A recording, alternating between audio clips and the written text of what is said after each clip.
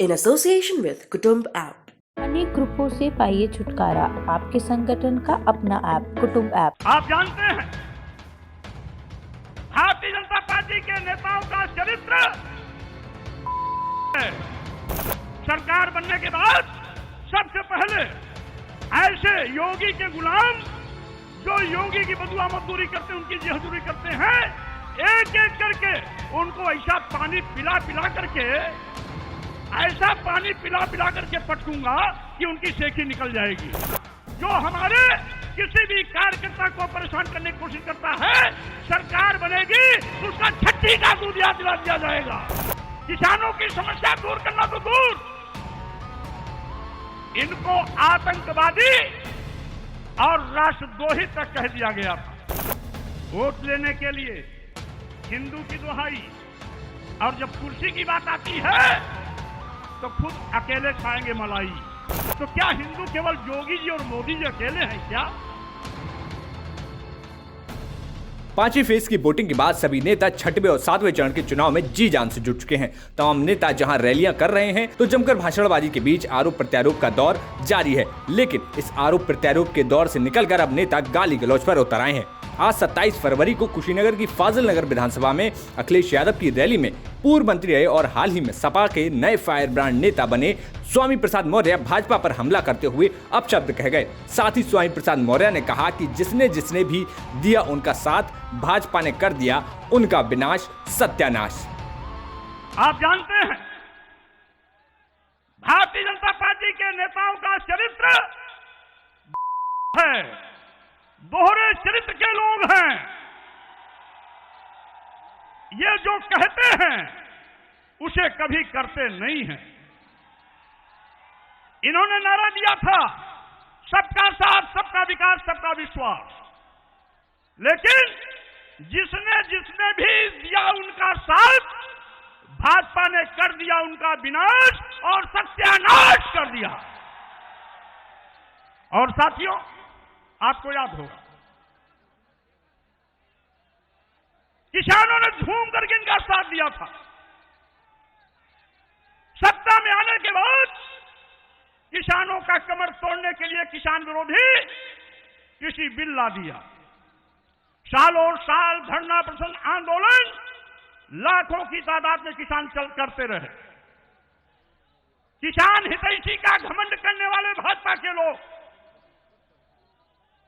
किसानों के सालों साल धरना आंदोलन पर भी इनका दिल नहीं पसीजा। सैकड़ों किसान शहीद हो गए। उन किसानों की शहादत पर भी इनको शोक संवेदना तक व्यक्त करने का फुर्सत नहीं था। किसानों की समस्या दूर करना तो दूर, इनको आतंकवादी और राष्ट्रद्रोही तक कह दिया गया था। स्वामी प्रसाद मौर्य यही नहीं रुके, उन्होंने यहां तक कह दिया कि भर्तियों में या तो पर्चा आउट हो गया या भर्ती भ्रष्टाचार पर चढ़ गई। अगर कोई भर्ती हुई भी तो योगी जी ने आरएसएस और भाजपा के लोगों को बैठाने का काम किया है। एक भी परीक्षा साबित कभी पूरी नहीं हुई। या तो पर्चा लीक आउट हो गया या पूरी भर्ती भ्रष्टाचार की बलवेदी पर चढ़ गई। अगर कोई भर्ती हुई भी तो योगी जी ने आरएसएस और भाजपा के परिवार के लोगों को एक एक करके बैठाने का काम किया। यहां तक कि अनुसूचित जात के आरक्षित पदों पर भी सामान्य वर्ग के लोगों को भर्ती कर दी। पिछड़े वर्गों के 19,000 शिक्षक भर्ती में 19,000 आरक्षित पदों पर सामान्य वर्ग के लोगों की भर्ती कर दी। अरे योगी बाबा, हम लोग सामान्य वर्ग के दुश्मन नहीं, सामान्य वर्ग भी समाजवादी पार्टी के साथ बड़ी ताकत के साथ खड़ा है। और पिछड़े वर्ग, अनुसूचित जात, जनजात, स्वतंत्रता संग्राम सेनानी और विकलांग, सबका आरक्षण जोड़ लिया जाए तो 49% है। 51% में आप खुला खेल करने के लिए छूट आपको थी। 51% से आपका भरा नहीं पेट। साथ ही भाजपा पर तीखा हमला करते हुए कहा कि देश की आजादी में भगत सिंह के साथ अशफाकुल्लाह खान ने भी अपनी शहादत दी थी। क्या आप उनकी संतानों को भी देश निकाला दोगे? वीर अब्दुल हमीद जिसने पाकिस्तान के दांत खट्टे कर दिए, क्या आप उनकी संतानों को देश निकाला कर दोगे? अगर सरदार भगत सिंह ने फांसी के तख्ते को चूमा था, राम प्रसाद बिस्मिल ने फांसी के तख्ते को चूमा था, तो इसी देश की आजादी के लिए अशफाकुल्लाह खान ने भी फांसी के तख्ते को चूमने का काम किया। आज अशफाकुल्लाह खान ने क्या इसीलिए शहादत दिया था कि आप उनकी संतानों को देश निकाला करोगे, उनके संतानों के साथ भेदभाव करोगे?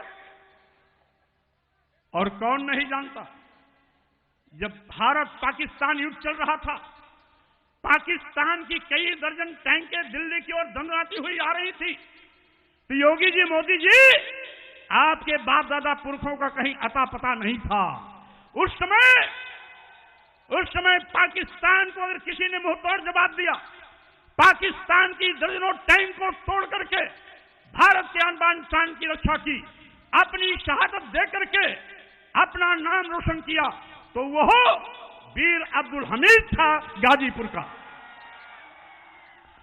वीर अब्दुल हमीद जिसने पाकिस्तान के दांत खट्टे कर दिए, दर्जनों टैंक तोड़ दिए, भारत की आन बान शान के लिए अपनी शहादत दी थी। क्या इसीलिए दिया था कि आप उसके बेटे और बेटियों को देश निकाला का फरमान सुनाओगे?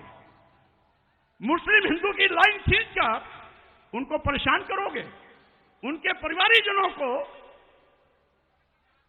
आज सौतेले भाव से देखोगे?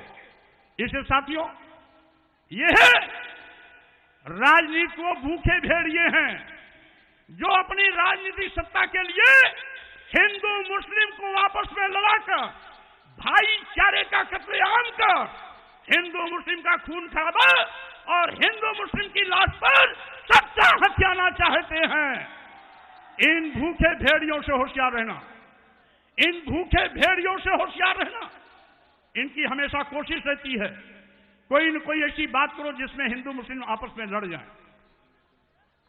इनका एक तिकड़म यह भी चल रहा है, हमको परसों एक अधिकारी ने बताया गोरखपुर से कि मुख्यमंत्री ने वहां अधिकारियों की मीटिंग की, कहा जहां मुस्लिम समाज है वहां ऐसा दबाव डराओ कि वोट ना पड़ने पावे। समाजवादी पार्टी कार्यकर्ता मैं कह देना चाहता हूं, योगी की विदाई होना तय है। आप केवल उस अधिकारी का नाम नोट करना, आप केवल उस अधिकारी का नाम नोट करना या ऐसे गुंडे मवाली का नाम नोट करना जो हमारे किसी भी कार्यकर्ता को परेशान करने की कोशिश करता है। सरकार बनेगी तो उसका छठी का गुदिया दिला दिया जाएगा।